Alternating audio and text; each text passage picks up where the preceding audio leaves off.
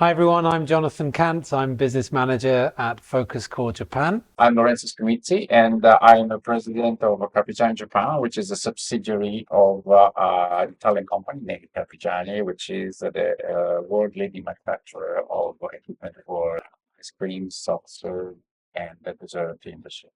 Great. And welcome in our offices. Actually, this is the very place where we hold our gelato seminars regularly, and it's a little bit of an unusual place to talk, but Yeah. I think it is interesting because you can see here all our equipment over there, and normally, actually, where the place where we stand is a place where normally our teachers perform the demonstration to make a gelato and to show to the customers. So it's a very iconic place for us. I'm honored. I'm really honored to be here. The only thing that's missing is the gelato, I think. Unfortunately, yes, that's a pity. That's a pity. I agree with you. Maybe next time. Maybe next time. I guess we'll just talk about the fact that, well, you're originally from Bologna, Yes, great city, good food. indeed. Yes. Yeah, the gastronomic capital of Italy, right? It is a key city in Italy as far as gastronomy is concerned. It's very well known in Italy and also outside of Italy. And what is more interesting that among the other things, Bologna is one of the capital of gelato. Yeah.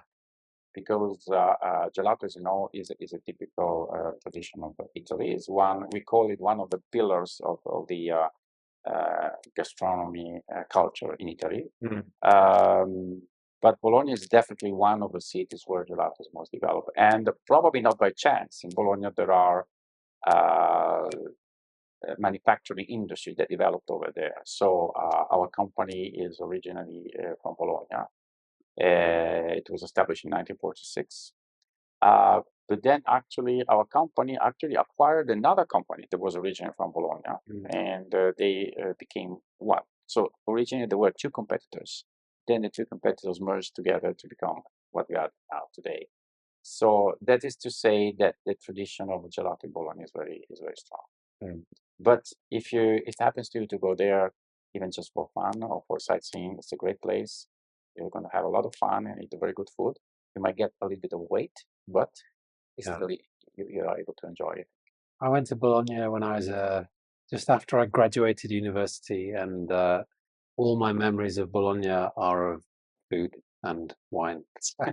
That's good memories, I right? had a really nice pizza with wild boar sausage meat on it. It was Yeah, I can get that. absolutely Recently, actually, if you go in the real center of Bologna, there's recently many stores have opened where you can have we call aperitivo, which basically is a drink before having dinner, right? And people just sit there in the open and drinking wine and eating ham, cheese, and various things. And it's becoming very busy. There's certain very narrow streets where you can barely walk because there's people staying, sometimes standing or sometimes sitting and drinking wine and cheese and eating cheese. It's beautiful. So for you, um, coming from Bologna, coming from a city of gastronomy, and now to be working in a gelato machine making company, was there a connection there? Were you interested in the food aspect or the manufacturing aspect? How did that come Oh, about? that becomes a long talk. Actually, originally I'm an engineer, so let's say I would my career started basically in the manufacturing industry. I was working in a different company at that time. But then when I came to Japan, then afterwards I moved to another company, which was basically a trading company dealing with food, and was my first approach to food business. While still, of course, personally, I enjoyed a lot of food, but in terms of professional experience, that was my first approach. So when I found this opportunity to work for Carpigiani, which is a company which is very well known in my home city, and it's, I would say, one of the historical companies of my city. And of course, I was very honored and privileged to have a chance to join the company. And at the time, the occasion which I joined the company was due to the fact that the company was a joint venture at the time, and our head office was about to acquire the full ownership of the company. And on that occasion, I joined, and then I became CEO of the Japanese subsidiary of Carpigiani. That was 20 years ago. 20 years. Well, congratulations on Thanks a lot. your tenure. And then in terms of Carpigiani in Japan, can you tell us a bit about the business and the kind of the growth in those 20 years in particular? Yes, I think that one of the biggest challenges was, of course, spreading the culture of Italian gelato in Japan, because although we are a manufacturer of equipment and we sell, let's say, hardware, but eventually the final customers are owners of ice cream shops.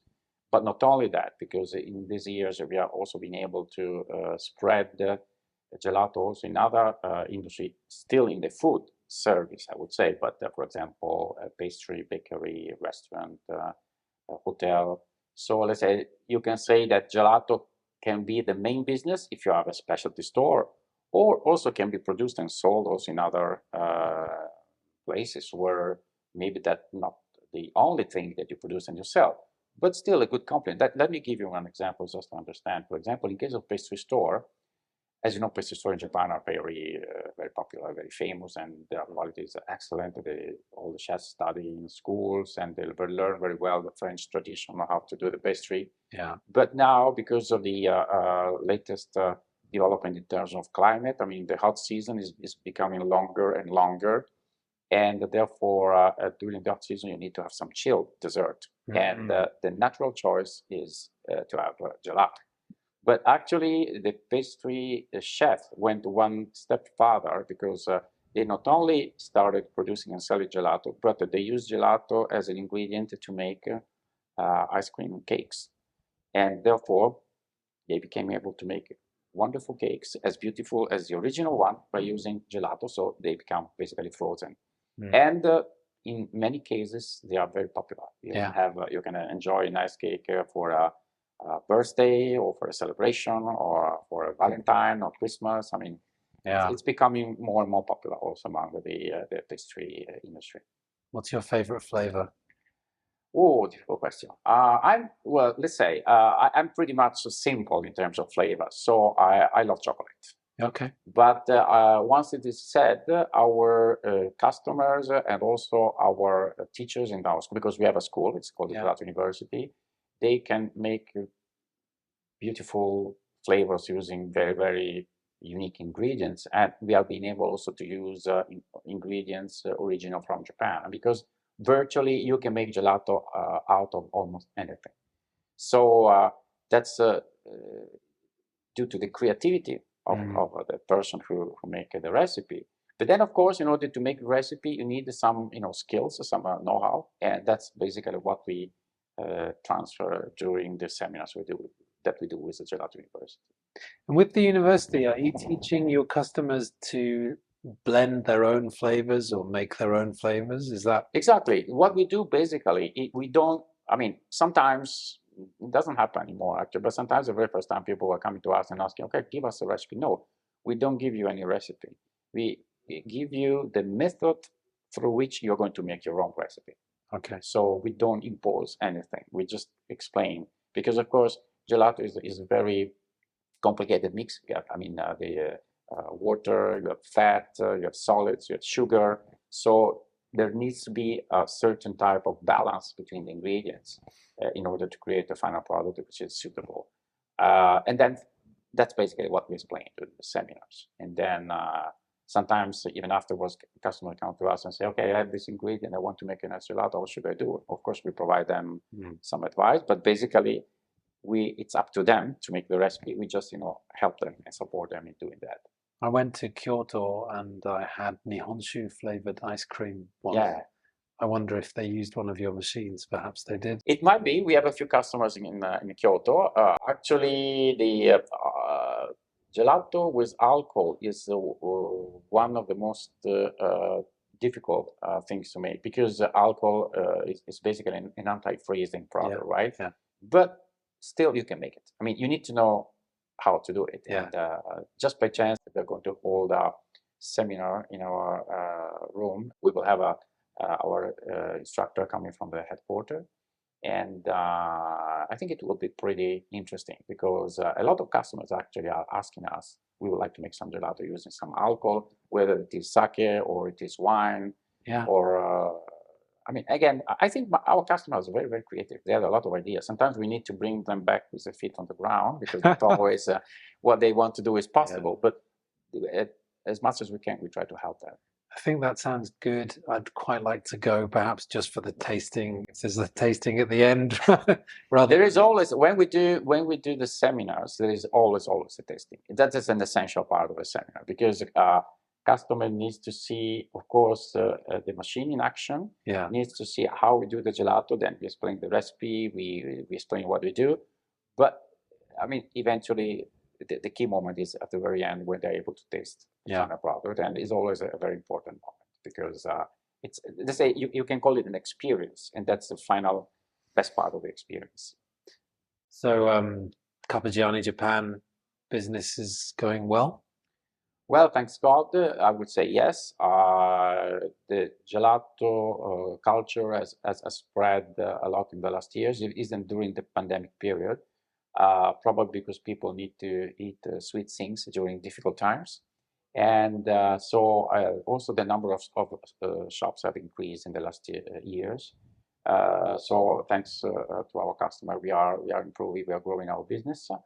And also we can see now that the way that gelato is interpreted here in Japan is actually a very good way because gelato has become more and more of a dessert. So you can see sometimes at certain stores where you can not only just eat ice cream in a cup or in a cone, but just sit down and have a parfait or a beautiful dessert with on a dish and very well decorated. Sometimes it might be even very expensive, to the surprise sometimes of people coming from outside, because in certain places you can even spend 800 yen or 1,000 yen for eating good gelato, but the quality is actually excellent. So I think I'm personally satisfied not only with the fact that gelato is spreading, but also with the fact that the quality of the product is very good. Brilliant.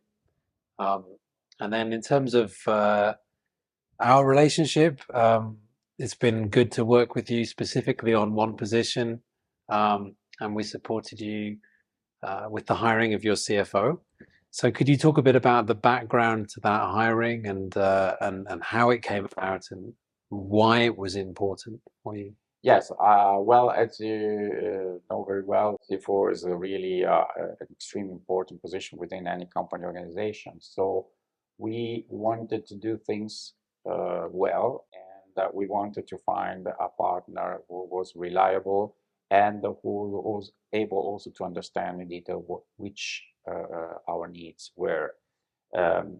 So in this case, I think that the experience that we had working in Brazil was a very good one. It took a few months, but it was basically expected, meaning that we preferred to wait a little longer to have a good candidate rather than to rush and compromise for a candidate which was not the best one for us. So I think the process was very good. I would point out a few points. First of all, in understanding which were the needs, our needs in terms of a profile and say the job description of the candidate. That was very important. And I think that your company supported us very well from this point of view, because I would say that among all the candidates that you introduced to us, on average, they were all quite close to what we are looking for. So this is a very important point, because as you certainly know, the recruitment process at times might be inefficient if you, for some reason, meet candidates which do not fit exactly with what your target is. So this was the very first important point. Secondly, which is linked to the first, the quality of the candidates, which was very good. I think that your company was good at making a good screening of a candidate, and so introducing candidates which already had a very, very solid and very strong background. And I would say that in many cases, the type of experience was very close to us, probably in different industry. Of course, I mean, our industry is very, very small, so we never expect to have somebody coming from the very same industry. But for example, coming from similar type of companies in terms of size, in terms of being an international company with a subsidiary here.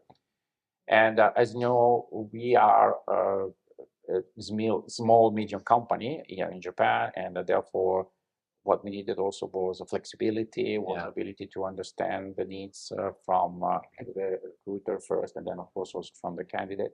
And I think that was another good point in the process.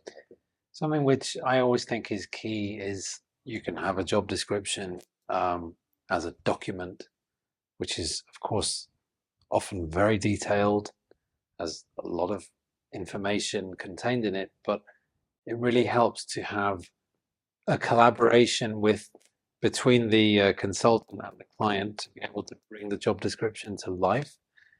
And I felt that working with you, we were able to do that rather than just okay, here's the job description, now go and find people. You were very generous in giving us time of your own to explain what you really need. That's the first thing that I think is really valuable to have that collaboration, right?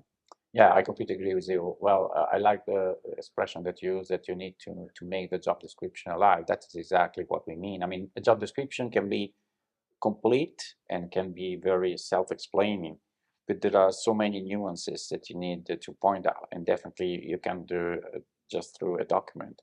So I think that the other key point, as you mentioned, is that we had a very good communication. And from the very beginning, we started exchanging regularly opinions on the candidates. But then even talking about the candidates is also a way to dig deeper into the profile that you really need. So that was another very good process, in my opinion. And because eventually, I mean, there are so many nuances that you need to keep into consideration. And also you need to base your consideration on your past experience, both from the recruiting point of view and your recruiting point of view. So you might already understand that certain type of profiles, even though they might fit in terms of qualification and requirement, but they might not be suitable for your own organization. That's of course on our side. And as much as we understand that, and as much as the recruiter understands that, this is very important. And I think this can be done only through very strong and continuous communication during the recruitment process, which actually happened. Something which is also, we don't always benefit from it, but we did on this occasion, is that with Carpigiani, of course, I've been in touch with your HR on multiple occasions, but my main contact was you. Often other clients, the first point of contact is HR, and the hiring manager is kind of somewhere in the background. So how important is it to you to be that kind of first point of contact for CVs and screening? Okay, that's a very deep question. Okay, in this specific case, since we were dealing with a CFO position, it was absolutely necessary that I was fully involved in depth in this recruitment process, because eventually the CFO is the person to whom you need to give the key of your place. So you need to be very sure that you're not making a mistake in the recruitment. But nevertheless, even when it comes to, let's say, regular position, my personal opinion is that even the person in charge of a company needs to have a view over the person that is going to join your organization. Of course, you need to do it efficiently. You can't just screen in detail every single resume. But at a certain point into the recruitment process, you need really to be involved and understand if the person that you are this is applying for the position is the right person or not, in terms of character, personalities. I mean, very often the problem is not in the qualification side. I mean, you can find a lot of qualified people in Japan. I mean, basically it's a country with a very high level of quality in terms of business, working, and even education. So very often the point is finding the right person and the right personality that is going to fit in your organization. And from this point of view, I believe that in my case, the CEO needs to understand whether the person you're dealing with is the right one or not. Then, of course, you make a lot of mistakes in the recruitment. That's normal. But at least you need to be able to check in depth whether the person might be the right one or not. Something else which stands out to me, not just in this particular case, but in recent years, I believe, the age of the candidates, which is often a taboo point, certainly internationally more and more, but certainly also in Japan. I think many of the candidates that we were talking about were in their 50s. And I was wondering how you feel, how you think about age in general in terms of hiring. Well, in general, I don't have any bias related to the age. But of course, you need to evaluate carefully position by position. Whether age might be a huge factor in terms of experience and knowledge, and also sometimes balance. The more accomplished the person is, therefore, you expect to have a person which is really uh, can bring a very positive contribution to the organization. Sometimes what the downside is that, especially like when in our case, you sometimes require people to change their industry because, as I mentioned before, our industry is very small and the large majority of our candidates come from different industry. And then you need to have the ability to switch from a different mindset. And sometimes, I would say sometimes, not in general, but sometimes, and certainly for certain position, candidates might find difficult to change their mindset depending on their age. But still, again, it's a case by case situation. I don't want to make any rule over there. But let's say that for certain position, we need to evaluate carefully the age factor. That's something that is very important, in my opinion. Great.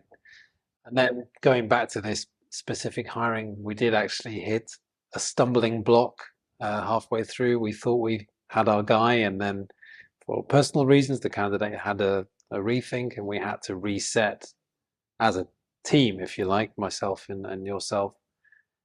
How was your experience of dealing with that that sudden piece of information and needing to restart the search?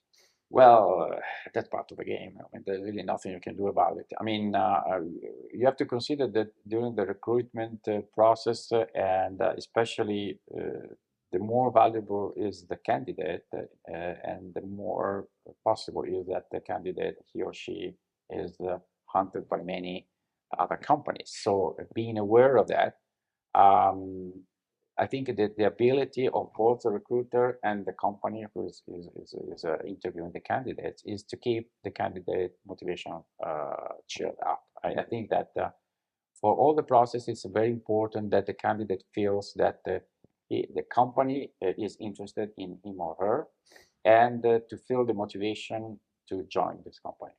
It's easy to say, not always easy to do, but I think that when you find a good candidate, sometimes unfortunately there are time restrictions for which you cannot you're not able, I mean, to hurry up the recruitment process as much as you would like to.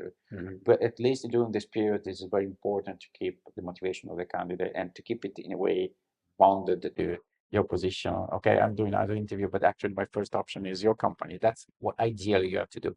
Sometimes you succeed, sometimes you fail, and sometimes, unfortunately, it doesn't work well. As you might remember very well, in one case, we had one very good candidate, which we were about to finalize with this person, and eventually he decided to go for another company. But that's life. I mean, that happens. And by the way, we are more than happy with the candidate that we found afterwards. So it is still okay. Brilliant. Yeah, I mean, the actual turnaround from that, I'm trying to think back, but I guess it must have been about 6 weeks, maybe, from the disappointing news to then the candidate who is now working in the job signing the offer letter. So I'm pleased personally to have had the speed to be able to turn that around and to bring the candidate to you, and happy to hear that she's doing well. Absolutely. Well, as usual, you never have to give up.